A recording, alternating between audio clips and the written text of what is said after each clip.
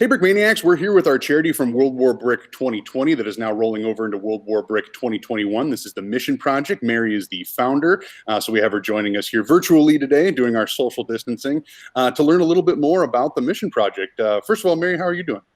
I'm doing good, thanks. Good, I'm glad to hear that. So I think some of us understand a little bit about the Mission Project, but for those of people who have never heard of it, can you tell me a little bit about its origins and what the important work is that you guys do?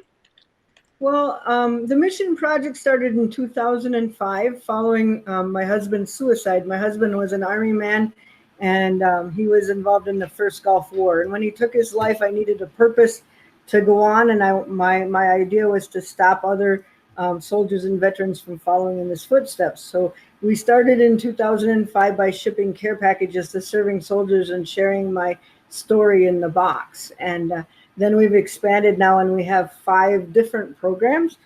We have Freedom Fighters, which is our PTSD support group. And when it's not a pandemic, we meet monthly. We offer a free meal, live music, free acupuncture, chiropractic, massage, and a community meal. And then we have our Veterans Crisis Fund, which offers both gift cards for essentials, or we can pay a bill to a vendor for like help with any kind of a mortgage, car payment, electricity, anything that falls under essentials. And then we have our quilt program where we collaborate with Wabash Valley Correctional in Indiana. They have a plus program, which is an incentive for the inmates to earn credits and stuff, but most of them are doing life without parole. But they make blankets, and they make blankets for fallen soldiers' families, which are queen size and usually have a patriotic theme, or they make lap size for homeless veterans or as a thank you for your service. So we give them away at our fundraisers, or we give them away at homeless shelters, or what they call forgot the word, but where people gather to get supplies if they're homeless. They do that a couple times a year. And then we have our camp scholarship fund, and surprisingly enough, I just heard from the camp director this morning that that's going forward, and their first camp session is this weekend. So and that has 2 different folds. It's either to help reintegrate the soldier into their family life and the whole family can go for free, or it's a specific PTSD summer camp where they learn to deal with their issues having to do with the war. So, but those are the 5 programs we do, and we're really sad to see that the event didn't happen, but we're very excited to do 2001. So. Well, yes, we're super excited, obviously, to have the Mission Project as part of World War Brick as well. So it sounds like you guys have really grown into an organization that has a lot of reach and is doing a lot of good. But tell me a little bit about when you first started this, coming off of your own personal tragedy and deciding that you want to make a difference. What were kind of the beginning steps of getting the Mission Project up and running? Well, it had a rocky start, but I had to first file for a 501c3 and raise the money to do that, and then wait for all the paperwork to fall into place. And in the meanwhile, I did the boxes on my own, and it was very small. But now I'm connected with a lot of the Yellow Ribbons and the Department of Defense, so we can get addresses from all over. So now we're sending to meet thousands of soldiers' needs. What we usually do is if there's an individual soldier, he'll get a box for hygiene and a box for food. And then if it's towards a holiday, they'll get a quilt and some Christmas presents. You know, one year we bought a whole floor hockey set for a unit so they could play hockey over there. Or one Valentine's Day, a soldier was killed in action, and so we sent a thinking of you scrapbook, and everybody made a page, and we sent 3 3-ring binders over there with all sorts of messages of love and trying to lift them up. But it's just been a slow process. Freedom Fighters has been in existence now for 6 years.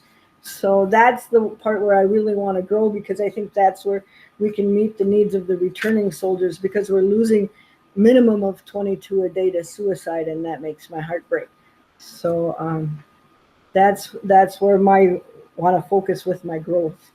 But that's an expensive thing. Care packages are usually $50, $60 to fill, and then they're about $13 for postage. So, and we send out all year round, but we make special efforts on holidays. Christmas, Thanksgiving, Easter, Veterans Day, etc. So when you were first starting this and doing a lot of this on your own, clearly that's a huge commitment on your part and obviously required a lot of work. Were you surprised at all as the mission project began to take off, the support system that was there and the other organizations that wanted to be a part of the important work that Yes. you're doing? Yeah, it started out with mostly VFWs and American Legions helping out with the postage, and Mhm. then it grew, and now we have a few corporate sponsors like yourself that are willing to step in and help, and that really allows us to grow. That's the main process is just to have the funds available to meet their needs, because they can come with me and say, hey, I got this phone bill, and they're gonna, or a gentleman came to me this morning, hey, I got a security job, but I need a security belt and all of these things to go in it, and military boots, and I have to have all this bought before I can start my job. Well, I can say, okay, go to the store and pick out what you want, and then have the cashier talk to me, and that's where I feel like I'm making a difference, because now this guy's got a job he can go to, and that's, you don't often know you're making a difference. That's the hardest part. But I knew that I was in the right place a few years back when a soldier looked me up and came knocking to my door, and he says, I want to tell you a story. He says, I was serving over in Afghanistan, and I wanted to end my life because my wife just served me with divorce papers, and that day I got your box with your letter in it. And so I just wanted to come to your door and say thank you. You never know. Most of the people you don't hear back from. So it was when I heard from that particular soldier that I knew I was on the right path. Wow. So obviously some incredible stories and some incredible connection with our people in uniform. But you talked a little bit too about the important thing is taking care of them on the home front when they come back. Given your personal backstory, since you've started the mission project, have you run into a lot of other individuals who have faced similar family crises to you and your husband? Yes. A couple of Christmases ago, there was a family, and he was a mission project soldier when he was serving, and he served in the medical unit, and he did 6 tours, and he saw way too much, and he came back, and he took his own life, and he left behind a wife and 6 kids. And to help her through that was really awesome. There was a lot of companies that stepped up. I don't know if I'm allowed to say, but they gave them a complete Christmas, laptops and headphones and Xboxes, and it was fabulous. And I mean, all I did was connect the dots. I didn't do anything. It's like I went to different organizations and said, hey, I have this family, and now they have 6 kids, and it's right before Christmas, and what can you do? And stores just gave. I mean, gift certificates to eat, gift certificates to shop. It was just amazing. And I was able to see her through. Now, usually the first year goes really fast because you're dealing with all of the wills and all of this has to be, and the grief really hits in the second year. I'm finding that the hardest part is year 2, because then they no longer have things to keep their minds busy and occupied. And so I was able to help that person for 2 years, and now she's going okay, and she's moved and relocated, so she doesn't have to deal with all the memories that surround her. Is that kind of an important thing maybe for people who aren't super close to either people who are serving or have served to understand that when tragedies like that happen and a bunch of people reach out and help within the first year, that it's really not the initial portion that they need that kind of aid. It's continued support over a long period of time. Is that It your mission to educate people on understanding that? Right, exactly. The Freedom Fighters group. Now, I'm not a therapist in any stretch of the imagination. So what I have to make happen is self therapy. Get them together in the same room. What do you do when you want people to talk? You serve them food so they can eat and they can talk to each other. So back in World War II, it took a long time to get over there and to get back. So they had the time on the planes and the time with their group to work through some of their issues. Now it's you're there and you're back, and there's no time, and then all of a sudden you're from your group and you're by yourself. And these soldiers don't know what to do with all of the pain and what they've seen, because they don't want to inflict that on their family and their spouses and their kids, so they stuff it. So you want to create a group where you can bring them together and then just get the hell out of the way, because they're going to do it. You just got to, I just took from myself, because I'm disabled and I have chronic pain and I have PTSD from finding my husband after he shot himself, that I said, well, this worked for me. Acupuncture, chiropractic, massage, the holistic approach to, and so I just started this thinking, well, it worked for me, so I'm going to see if it works for them. Well, then people added stuff like, hey, I play music. I'm going to come and play music while they eat. Or there's a lady that comes and does manicures, and even the guys do the manicures. I think that's funny. But I just, I back up and let it happen. And I'm there if they need something, because some of them, that's their way to connect with me, to say, hey, I need some gas cards, or I need some Cub cards for food, or I need whatever they ask for. So that way they can come to me and they're not embarrassed. They can just step aside and take care of business and then go back to the group. So I'm just there to monitor in case there's an emergency. But that just creates the environment for them to work. And I think I talked to Derek that we might be able to do something Northeast. That's kind of my goal. So, because right now we're down in Bloomington, but I'm Northeast based. So I would like to get a group started up Northeast. So.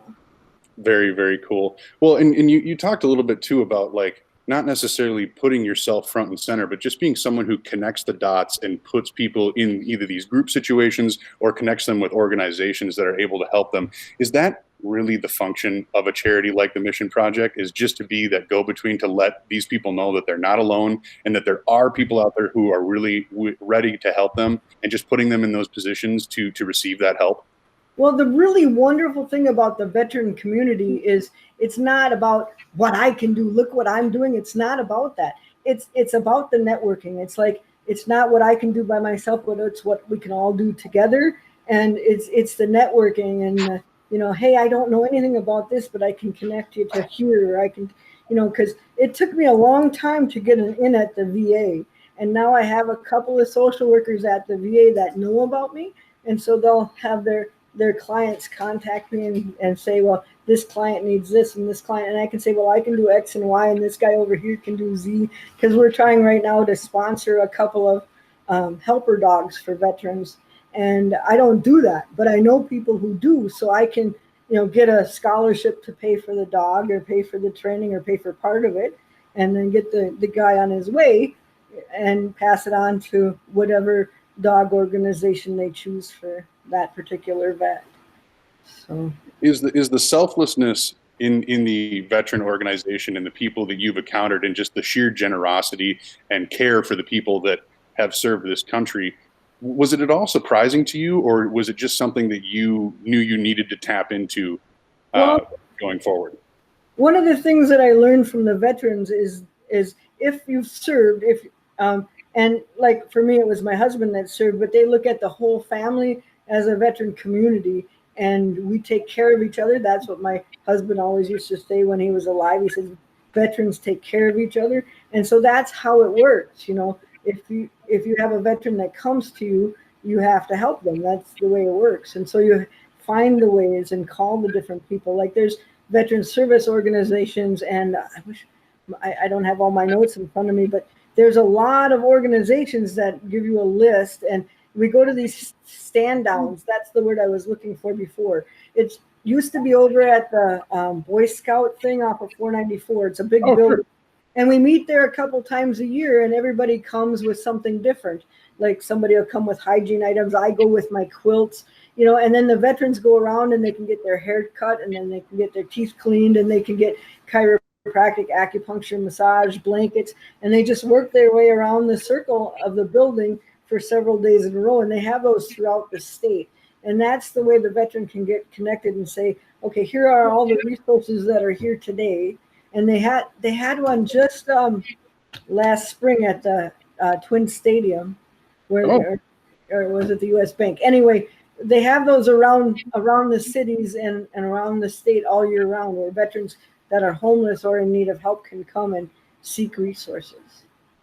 Well, and I know the goal with a lot of it too is you want to have your impact, but then you also want to see that ripple. You want to see people who have been involved in organizations like the Mission Project reach out to other people, and you just kind of continually grow this community to help as many as possible. When did you really start to see the mission project start to ripple out, get around by word of mouth, have veterans talking to each other, and watch this community just start to grow? Once I got my foot in the door where other organizations realized I was there and what I was doing and what niche that I filled that they didn't. I think it happened probably about 7 or 8 years ago when I finally got the connection into the DOD, the Yellow Ribbon Network, the VA. Once they knew I was out there, it grew. And the other part of it is the finances. You have to have people like you willing to throw a fundraiser for me so that I can keep going. Because we always need more money than what we have. And with the pandemic, I've really noticed that, because right now they're giving to, places that can make masks and different things. And we haven't had a lot of donations since March. So it's like, okay, but this is going on. So I have to find my niche so that I can still stay alive in the community. So right now I'm focusing on the grant and gift card program. Do they need food? Do they need essentials? Do they need gas? Do they need stuff to start a job? So I'm less focused on the care packages right now and more focused on the homeless and the immediate community need.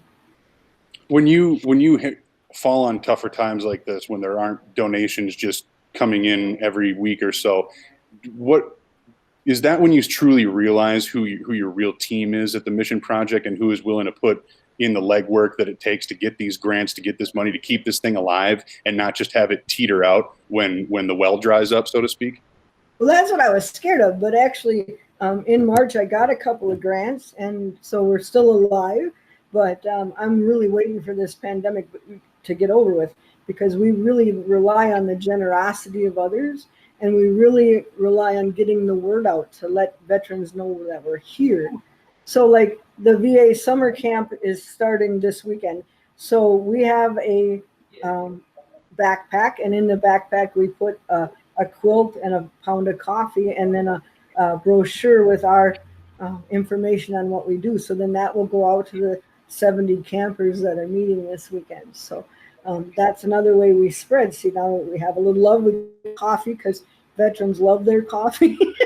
and anything that we can facilitate talking and visiting, it brings out what they need. And it doesn't until they start talking that you realize, oh, I can help with that. My problem is zip it and let them talk. Well, and for anyone watching this who is new to the Mission Project, but maybe would want to get involved and help, where can they go to be able to make a donation or get involved in some way? Well, we do have a website. It's missionproject2005.org, and there's a donate button there. Otherwise, they can contact me directly. I don't know if you want me to put my name and phone number out here, but it's all good. Yeah. So they can send it to me directly at 912 3rd Avenue Northeast in Minneapolis, or they can contact me at 952-393-7524. We will take directions or donations for care packages. There's a specific list on our website of most preferred items that they can pick from if they want to buy or if they want to donate. Like I said, it's $50 to $60 to fill a box and $13 to mail it. So, we send out, I was telling you earlier, a single soldier would get a hygiene box and a food box. But if there's a unit of, say, 1,000 soldiers at Bagram Airfield, then we just send massive boxes, and they open them up and put them out on tables, and people take what they want. So we're not sending 1,000 of everything. That would put me out of business. But it's really fun, because one time a soldier that I was dealing with, it was the Air Force, and they opened up all their boxes, and then the person sat back with her cell phone and recorded while they all came and got what they wanted. And this one guy came in his flight suit, and he said, "Little Debbie snack cakes," and he started stuffing them in his flight suit. I was sitting back laughing so hard I couldn't stand it. So, that's the fun part of it, or you get presents back. I've gotten some flags back, and I've gotten some different money from different countries, and I really appreciate it when I get the recognition, but it's not about that. it's about giving me a reason to get up in the morning and keep going forward. So Well, that's why I do what I do. yeah, well, and I can't thank you enough for not only sharing your story, but providing a little insight into the mission project and all the important work you do. Once again, you can go to the mission. Is it the missionproject.org or .com? Missionproject2005.org. Missionproject2005.org. There's a donation button right there, so you can go ahead and get involved should you want to with the Mission Project.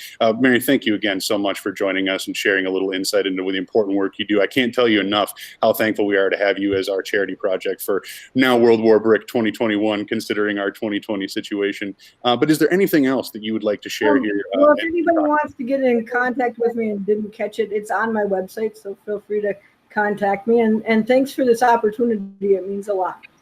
No, absolutely. Thank you so much for joining us. Once again, you can head over to the Mission Project 2005, you said, .org? Yes. Yes. Okay. And click the donation button there to get involved. Mary, thank you so much for joining me, and we hope to hear from you soon. Okay. Bye-bye.